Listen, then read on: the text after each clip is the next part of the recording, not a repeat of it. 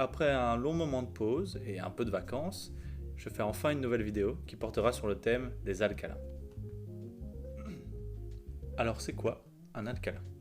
Pour savoir ce qu'est un alcalin, il faut regarder notre tableau périodique, et en particulier la première colonne qu'on appelle famille des alcalins. À l'exception de l'hydrogène, on n'y trouve que des métaux. Le sodium, le lithium, le potassium, le rubidium, le césium et le francium. Tous ces éléments ont une particularité, il n'y a qu'un électron sur leur couche de valence, ce qui signifie un seul électron sur la couche la plus externe de leur atome.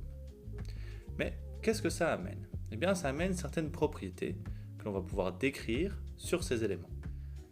Alors tous ces métaux ont plusieurs points communs, ils sont tous mous et brillants. On peut d'ailleurs les découper au couteau, comme vous pouvez le voir ici, avec un petit morceau de sodium que j'ai pris au laboratoire. En plus de cela, ils sont très réactifs.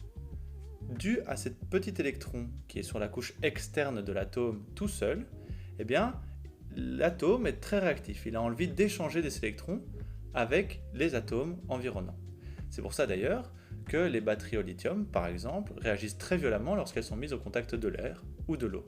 Un petit exemple ici.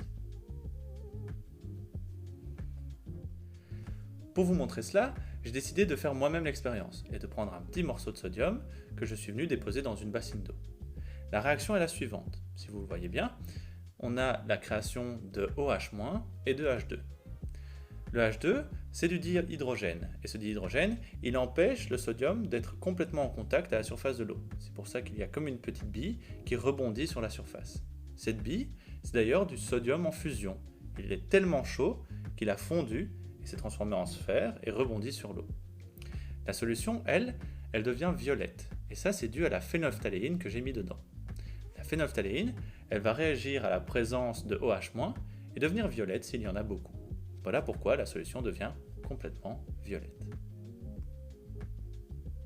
Parmi tous les éléments que je vous ai cités, le plus abondant c'est le sodium. Il n'est pas présent sous sa forme naturelle, évidemment, sinon il exploserait au moindre contact d'oxygène ou d'eau, mais il est plutôt présent en réaction avec d'autres éléments. Par exemple, le sel de cuisine, c'est du NaCl, Na pour sodium, Cl pour chlore.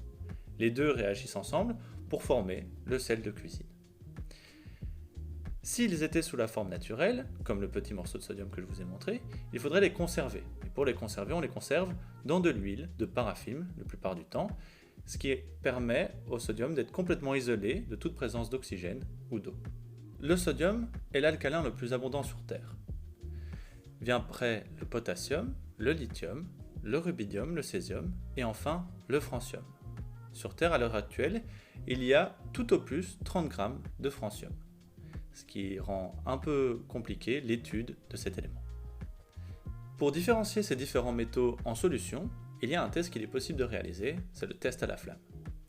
Une fois que l'on a mis ces différents métaux dans une solution et que l'on fait passer cette solution au-dessus d'une flamme, la flamme va changer de couleur. À quoi cela est-il dû? Dans ces atomes, il y a cet électron qui est tout seul sur la couche de valence, sur la couche la plus externe. Lors du passage dans la flamme, cet électron va gagner en énergie, il va s'éloigner, on va dire qu'il passe à un état excité.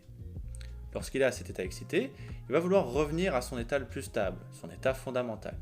En revenant à cet état, il va libérer une certaine quantité d'énergie. Au plus cette énergie est grande, et donc sa longueur d'onde petite, au plus la lumière va être aux alentours des violets.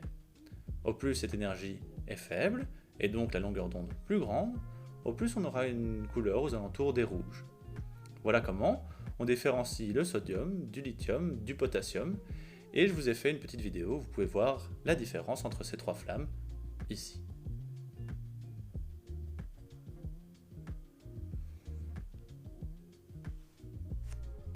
Alors voilà, cette vidéo est terminée, j'espère qu'elle vous a plu. Si vous voulez plus d'informations ou par exemple voir des explosions plus grosses dues au sodium, il y a moyen de taper ça sur YouTube et de voir des explosions un peu plus grosses avec des gens qui ont mis des quantités astronomiques de sodium dans de l'eau. Si vous voulez avoir plus d'informations sur les alcalins en général, vous pouvez avoir des ouvrages de référence ou même